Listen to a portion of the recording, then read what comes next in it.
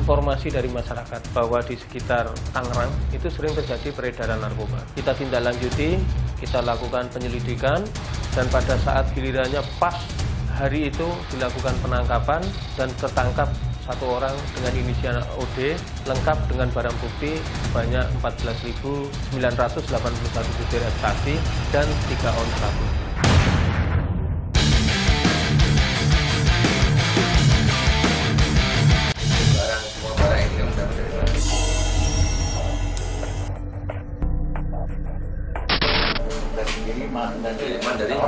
Dari seorang namanya. Barang ini udah kamu distribusikan? Enggak, bukan begitu. Udah bungkus. Terus kamu yang naruh ke dalam ini siapa? Jadi itu Pak. Udah dikemas kayak gini ya? Udah dalam itu, ini ada di dalam? Iya. Ini ya? Barang bukti yang berupa ekstasi ini dikemas dalam kemasan makanan kucing untuk mengelabui petugas. Kayak gini berapa kali? 3 kali ya? Pertama kamu kirim kemana? Itu yang ke Surabaya itu. Ke Surabaya. Terus yang kedua kamu kirim kemana?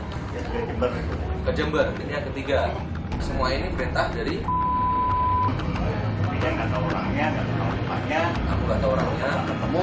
Pertama kali kenal di mana? Dia melalui apa namanya BBM itu kan kenalin melalui apa namanya telepon. Kamu tahu nggak dari Medan? Nggak tahu. Temenan itu Promile.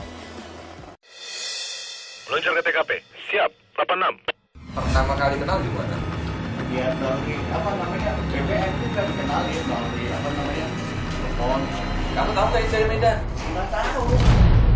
Kita menduga bahwa ini bukan peredaran yang biasa, tapi dikendalikan oleh satu jaringan antar pulau, yaitu dari Medan ke Jakarta. Dan kita putuskan bahwa kita harus menelusuri ke asal pengiriman barang ini.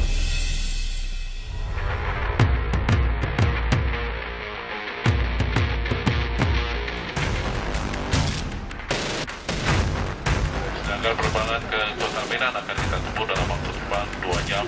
Kami bertugas mengharap Anda menikmati penerbangan kami pada pagi hari ini. Perjalanan ini ada waktu 2 jam, sehingga dalam perjalanan ini mungkin ada 1 jam yang kita akan gunakan untuk istirahat, supaya kita sampai di Medan dalam kondisi yang fresh dan langsung kita bekerja.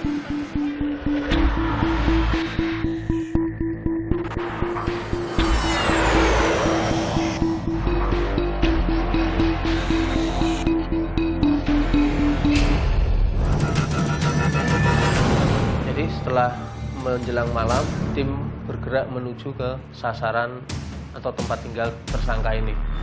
Ini kan rel ini. Jadi kita kemana nih? Pojokan, pas pengkolan. Hah? Di sini nih posisinya. Itu.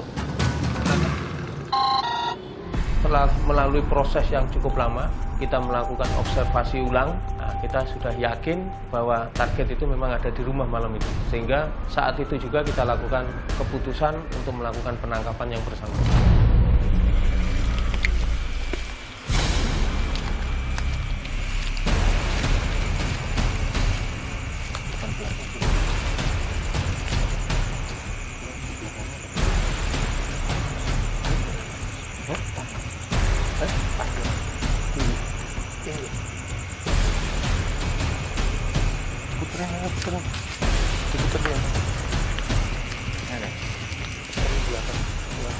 Sampai lokasi, setelah yakin tersangka atau target kita ada di dalam, anggota saya bagi untuk mengepung rumah tersebut dengan maksud dan tujuan supaya tersangka tidak akan melarikan diri lewat pintu belakang.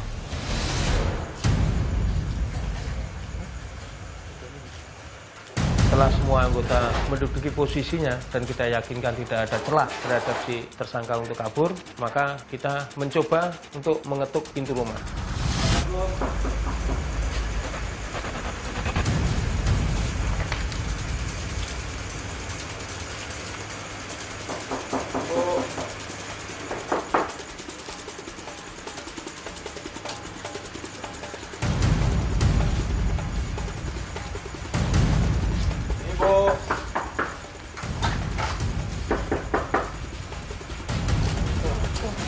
beberapa kali diketuk tidak dibuka, tapi kita mendengar di dalam rumah ada suara pergerakan. Karena kita tidak mau akan kehilangan barang bukti yang kita curigai ada di dalam rumah itu, akhirnya kita lakukan upaya paksa.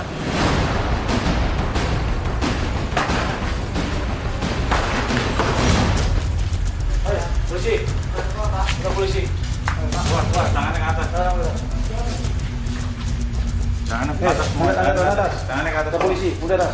Tangannya ke atas semua. Iya. Jaringan narkoba itu sangat sensitif terhadap hal-hal yang tidak biasa terjadi. Jadi kita tengah malam kita ketuk, dia sudah merasa bahwa ini yang datang bukan tamu, tapi petugas yang akan melakukan penangkapan terhadap dia. Kita polisi dari Direktorat Narkoba Polda Metro Jaya tidak bakalan kita sampai di sini ya, karena kalau enggak kita tahu siapa orang. Apa? Ini sabu nih. Mana? Ini nih. Udah. Ini dia. Di atas semua. Dan ternyata proses penggeledahan kita dengan teliti ketemulah barang bukti narkoba jenis sabu yang disembunyikan di atas kamar mandi. Aku dari awal kamu tanya kan, kamu pernah ikut sih nggak? Fotomu itu ada. Iya, Pak. Isinya bungkus makanan kucing itu, ini apa sabu?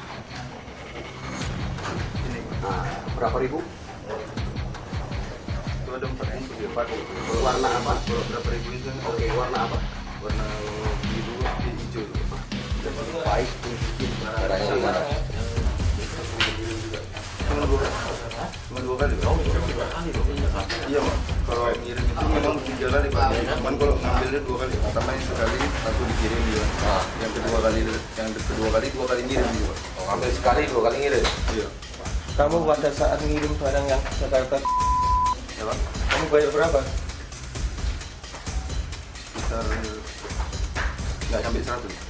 Nah, terus ingat Nggak ada, Pak. Itu kan barang itu deh. Orangmu yang kamu kenal orang. Itu udah tadi abang yang agak hitam kulit tinggi. Kau kasih duit ya? Nggak, itu cuma bayar ongkosnya aja. Ongkosnya aja. di samping penemuan barang-barang lain selain barang narkoba itu, dengan kita melakukan interogasi yang mendetail sehingga membawa dampak psikologis terhadap dia. Si A yang semulanya merasa tidak bersalah, sudah tidak bisa banyak bicara, akhirnya mengakui semua perbuatan yang telah dilakukan selama ini.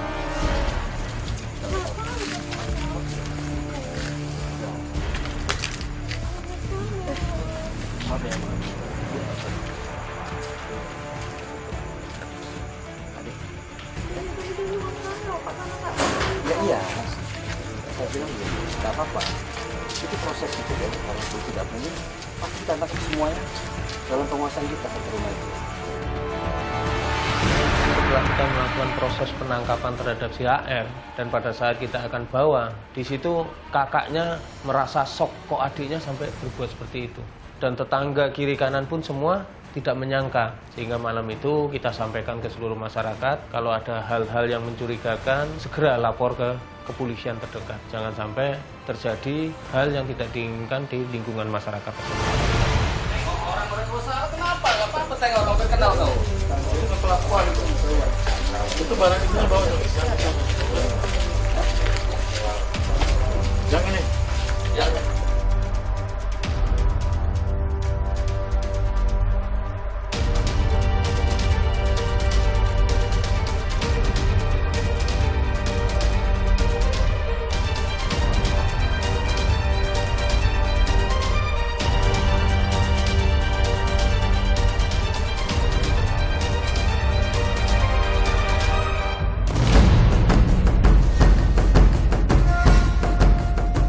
Jadi tersangka kita putuskan buru-buru kita bawa ke Jakarta karena data yang dimiliki dia untuk pengembangan ke atasnya lebih lanjut sangat minim sekali.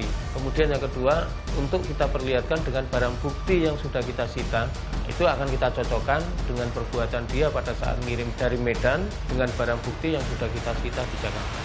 Nah, untuk tersangka yang kita tangkap, langsung kita bawa Jakarta untuk penyidikan proses selanjutnya. Nah, nanti apabila yang omongkan sama tersangka ini, tersangka pengendali itu ada di dalam penjara, kita akan lakukan pemeriksaan yang nantinya pun akan kita tingkatkan untuk penyidikan.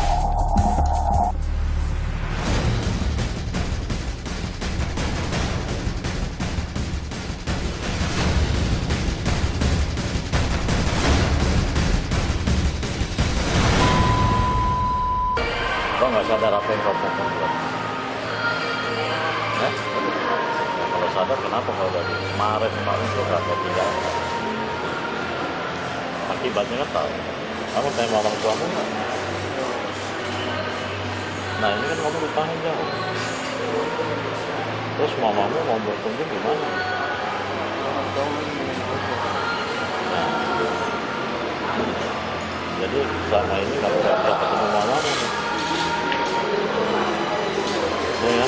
Setelah kita melakukan proses penegakan hukum khususnya di narkoba ini, memang tidak memungkiri ada sisi kemanusiaannya juga. Pada saat tersangka yang sudah diamankan harus dibawa terbang ke Jakarta, nah, si tersangka ini juga merasa yang pertama sudah membuat malu keluarganya, yang kedua juga dia masih ada tanggungan orang tua, sehingga di situ dia ada sisi kemanusiaan dia yang muncul saat itu, sehingga dia menyesal perbuatannya itu. Tetapi kami di dalam penegakan hukum ini tetap harus tegas. Siapa yang bersalah harus diproses tanpa menghiraukan latar belakang dia. Udah siap kan dengan apapun yang kamu beri, urusan apapun yang kamu terima.